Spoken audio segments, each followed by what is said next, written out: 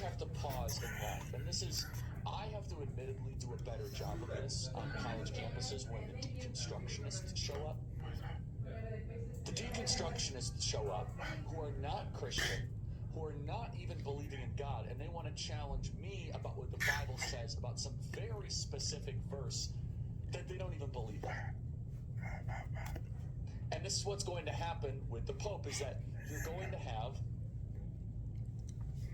liberal, left-wing journalists, media members, and politicians to say, by the way, I'm not Christian, and I hate your religion, but you should listen to the Pope because he agrees with me politically.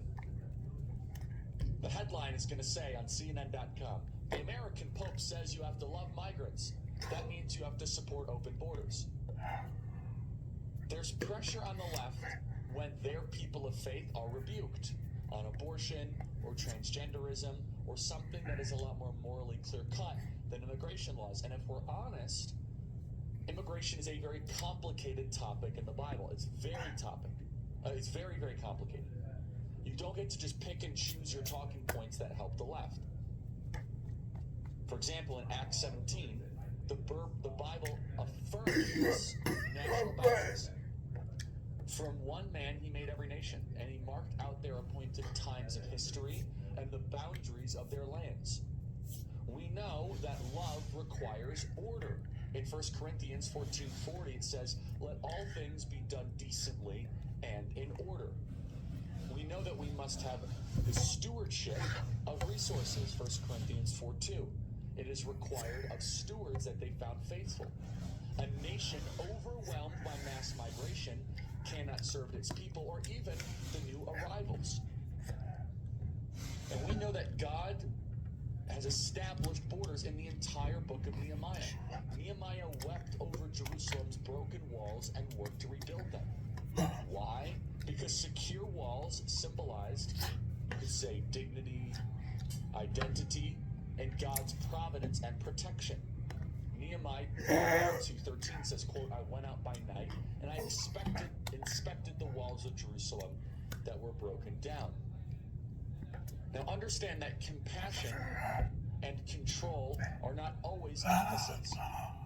Welcoming in a stranger when you have the capacity to do so is of course biblical and loving. When it benefits your own people.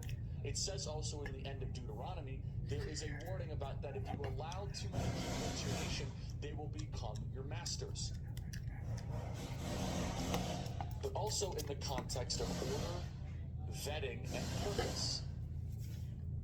The conclusion of all this is that you must understand that unlike abortion or transgenderism or marriage, immigration takes a little bit of nuance. It takes a little bit of study.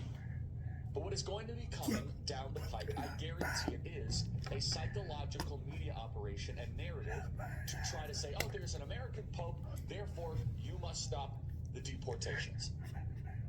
There's an American Pope, therefore you must stop building the wall. You must open up your entire country. And of course, the easy, simple, but quite honestly true statement is, are they going to take down the walls of the Vatican? I don't think so.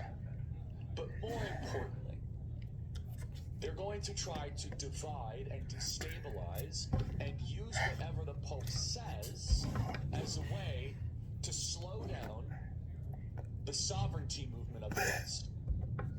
The Pope definitely, amongst Catholics, carries extra